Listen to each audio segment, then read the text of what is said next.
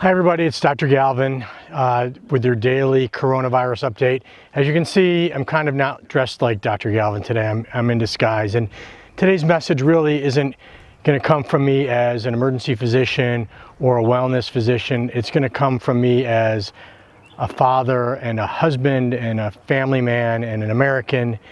And today's Saturday. I actually don't have to work in the emergency department. I don't have to work at the office, although I was there for a little while answering some emails and some other things. But it happens to be an absolutely gorgeous day here in Charlotte. It's in the 80s, the sun is shining, the birds are singing. It's beautiful out, and it made me think that, you know, the last week, 10 days, 2 weeks, all we've been thinking about is this horrible epidemic that's occurring. We're watching the cases rise day after day. You know, a week ago Friday, there were 1,000 cases in the US. Yesterday, there were 15,000. It's following that progression that we've been talking about. I'm going to come back with our normal sort of updates on the latest and greatest about what's happening tomorrow. But today, I'm going to put on my wellness doctor hat and talk a little bit about your own personal health during this crisis. If we do the things that I've been talking about every day, wash our hands, isolate ourselves, follow all the precautions, stay home if we're sick, we are going to do everything possible to minimize our chance of developing this virus. And remember that, you know, from data from China that just came out, 80% of people that get the virus have an extremely mild form of it. And, you know, another percentage gets a little bit more severe form, that kind of fever, cough, feeling really sick for 10 days or so. And only really a small percentage end up in the hospital. We're learning that more and more young people are being affected as opposed to China, where most of the people were older. So we've got to do all these things that we're talking about, and this social distancing and now sheltering in place, which I really think all of us should be doing regardless of the state that we live in, is really, really important. But be that as it may, today's message is about taking care of yourself and your families and your loved ones. And that means that, you know, we've got this beautiful day today, and I look around and the birds don't realize that there's a pandemic around. The grass doesn't realize that.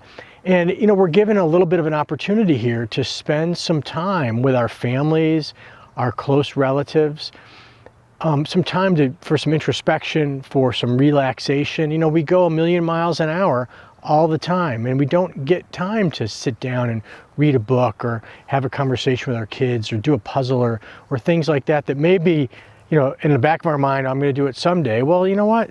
Some days now. It's important that we reconnect with people because, you know, this process of isolation is really bad. We're social animals. And if we isolate ourselves completely, both physically, like we have to do because of the virus, but socially as well, we're going to not fare well. So this message is really an encouragement to reconnect with your friends and family. Use those means of connection that don't require face-to-face contact with people that are outside of your immediate household. FaceTime, Skype, phone calls, video, whatever. There's so many different ways of connecting. If you have an elderly friend or neighbor or relative that might be living alone, reach out to them, see if they need anything. If they need something, say, hey, listen, I'll bring it and I'll drop it outside your house. I'm not going to come in. I'm going to keep myself away from you, but let me know what I can do. This virus doesn't have to change what it means to be human and to be humane. And so that's really the message today. You know, in terms of my wellness practice, you know, I'm always preaching to my patients that the importance of nutrition, fitness, sleep, stress, and oftentimes hormones. And, you know, in this case, we really can spend some time getting good sleep, you know, dealing with our stress in any way that we need to, be it talking to other people, doing activities, reading, watching these videos maybe, I don't know.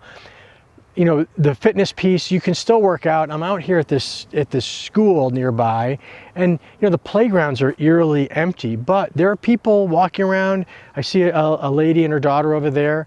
They're walking around individually, they're separated, and, you know, there's nothing wrong with going outside with your kids. It's just exposing between groups of people, those larger groups where someone might have the virus and transmit it to somebody else.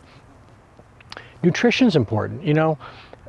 Take this time to eat well, to make sure that you're putting healthy things into your body. It may be a good time, you know, it's a time of year, you know, think about planting a garden or something like that where you can get fresh vegetables. The world that we're in is very different than the world we were in a couple weeks ago. I was watching something on television last night, and the commercials were striking. Like, I looked at them like, gosh, that's not how it is anymore. And it was the way it was a couple weeks ago. How long, I keep getting people to ask me, how long is this gonna last? I can't tell you. I can tell you that if we do the things I've been talking about, wash our hands, separate ourselves, follow the guidelines, we're going to get through it much faster. And that may mean the difference between getting through it in a few weeks versus getting through it in 3 months, 6 months, 18 months, who knows? If we don't follow the guidelines, we can look at Italy and see what's going to happen. And we don't want to do that. Look after yourselves and look after your families. Look after the people around you. Wash your hands. I'll come back with another I'll put my medical stuff back on tomorrow, and we'll do another medical update. But for today, I just want to give a message of hope and wellness to everybody.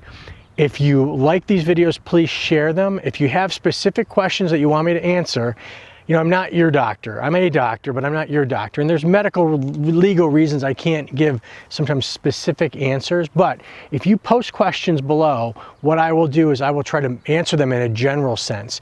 If you have specific questions, please call your doctor. Again, we'll be doing another Facebook Live, probably.